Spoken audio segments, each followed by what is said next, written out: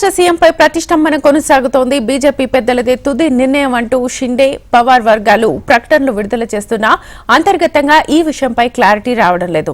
దీంతో ఫలితాలొచ్చి 10 రోజులైనా ఎటు తేల్చలేకపోతోంది బీజేపీ హైకమాండ్. సీఎంగా ఫడ్నవీస్ వైపే మొగ్గు చూపుతుండగా దాదాపు ఆయన పేరు కూడా ఖరారైనట్టుగా వార్తలొస్తున్నాయి. ఆయన అధికారిక ప్రకటన కోసం ఎదురుచూపులు తప్పడం లేదు. ఈ క్రమంలో ప్రభుత్వ ఏర్పాటుకు విజయ్ రూపానీ, నిర్మలా సీతారామన్లను అబ్జర్వర్స్ ను నియమించింది బీజేపీ అధిష్టానం. ఇవాళ బీజేపీ శాసనసభాపక్ష సమావేశం జరగనుండగా నేటితో సీఎం ఎవరైనా సస్పెన్స్ కు తెరపడే అవకాశాలు కనిపిస్తున్నాయి.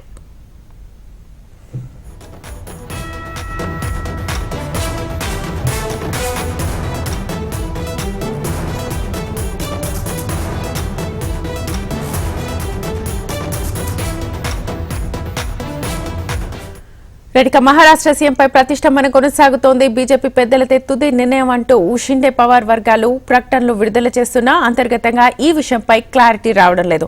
ఇదే అంశానికి సంబంధించి ఫుల్ డీటెయిల్స్ మా ప్రతినిధి భూపతి అందిస్తారు. భూపతి, మహారాష్ట్ర ప్రతిష్టంభనను క్లోజ్ చేసే దిశగా బీజేపీ అధిష్టానం అడుగులు వేస్తున్న పరిస్థితి నెలకొంది. మహాయుత కూటమి నేతలను సమావేశపరిచే విధంగా చర్యలు చేపట్టింది. ఈ నేపథ్యంలో బీజేపీ ఇద్దరు నేతలను అధిష్టానం దూతలుగా, పరిశీలకులుగా పంపుతున్న పరిస్థితి నెలకొంది. మహారాష్ట్రకు పరిశీలకులుగా కేంద్ర ఆర్థిక మంత్రి నిర్మలా సీతారామన్, అదేవిధంగా బీజేపీ సీనియర్ నేత, గుజరాత్ మాజీ ముఖ్యమంత్రి విజయ్ రూపానీలను మహారాష్ట్రకు పరిశీలకులుగా పంపించబోతున్న పరిస్థితి నెలకొంది. ఈ నేపథ్యంలో మహారాష్ట్ర ఎన్నికల ఫలితాలు వచ్చి 10 రోజులు కావస్తున్నప్పటికీ ఇప్పటికీ సీఎం అభ్యర్థి ఎవరనే విషయాన్ని ఇంకా స్పష్టత కాలేదు. మహాయుతి కూటమి నేతల మధ్య సయోధ్య కుదిర్చేందుకు బీజేపీ అధిష్టానం చర్యలు చేపడుతుంది. ఇప్పటికే ఏక్నాథ్ షిండేతో పాటు అజిత్ పవార్లు కూడా బీజేపీ అభ్యర్థి సీఎం గా ఉంటారు, బీజేపీ చెందిన నేతనే సీఎం గా అవుతారని కూడా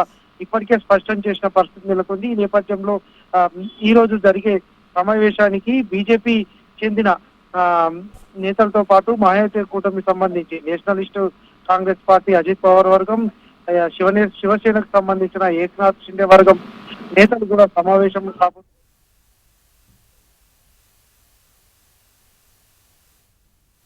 షిండే పార్టీ నుంచి ఒకరు, అదేవిధంగా అజిత్ పవార్ పార్టీ నుంచి అజిత్ పవారే డిప్యూటీ సీఎంలుగా ఉండే అవకాశం కనబడుతుంది. ఈ నేపథ్యంలో మంత్రివర్గ విస్తరణలో ఎవరికి ఏ శాఖలు కేటాయించాలనే విషయంలో కూడా పులికి వచ్చే పరిస్థితి కనబడుతుంది.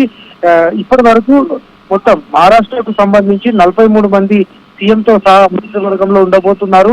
ఈ ఎంపిక విషయంలో బీజేపీకి 22 నుంచి 24 మంది మంత్రులు వచ్చే విధంగా, అదేవిధంగా శివసేన పార్టీకి 22 మంది వచ్చే విధంగా, అదేవిధంగా అజిత్ పవార్ కు సంబంధించిన పార్టీకి కూడా 10 మంది, 8 నుంచి 10 మంది మంత్రులు వచ్చే విధంగా చర్యలు చేపట్టబోతున్నారు. ఈ నేపథ్యంలో ఇద్దరు పరిశీలకులు ఇప్పటికే బీజేపీ అధిష్టానం, బీజేపీ జాతీయ అధ్యక్షులు జేపీ నడ్డా నియమించడంతో ఒక్కసారి వాతావరణం మారిందని చెప్పుకోవచ్చు. ఈ రోజు జరిగే సమావేశంలో క్లారిటీ వచ్చే అవకాశం ఉంది. ఆ తర్వాత రేపు బీజేపీ ఎల్పీ నేతకు సంబంధించిన సమావేశం జరగబోతుంది. ఈ బీజేపీ ఎల్పీ సమావేశంలో బీజేపీ నేతను కూడా ఎన్నుకునే అవకాశం ఉంది.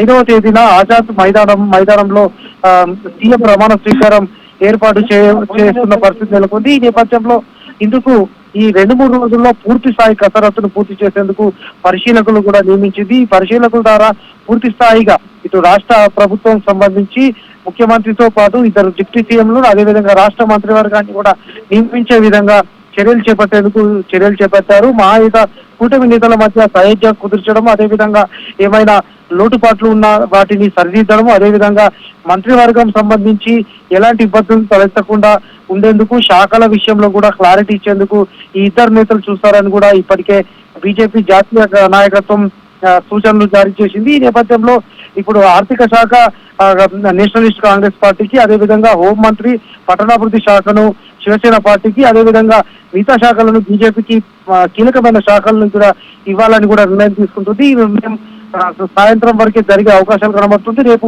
బీజేపీ సంబంధించిన ఎల్పీ లీడర్లు కూడా నియమించే అవకాశాలు కనబడుతున్న పరిస్థితి నెలకొంది. 5న జరిగే ప్రమాణ స్వీకారం కార్యక్రమానికి ప్రధానమంత్రి నరేంద్ర మోడీతో పాటు బీజేపీ పాలిత రాష్ట్రాల ముఖ్యమంత్రులు, అదేవిధంగా ఎన్డీఏ నేతలు కూడా హాజరవుతారని కూడా బీజేపీ నాయకత్వం చెప్తుంది. ఇప్పటికే ఒక క్లారిటీ మాత్రం వచ్చింది. బీజేపీకి చెందిన ఫడ్నవీస్ సీఎం అవుతారని ప్రచారం జరుగుతుంది. అయితే ఫడ్నవీస్ అవుతారా, చివరి నిమిషంలో ఏదైనా మార్పు జరుగుతుందా అనేది ఇంకా తేలాల్సి ఉంది.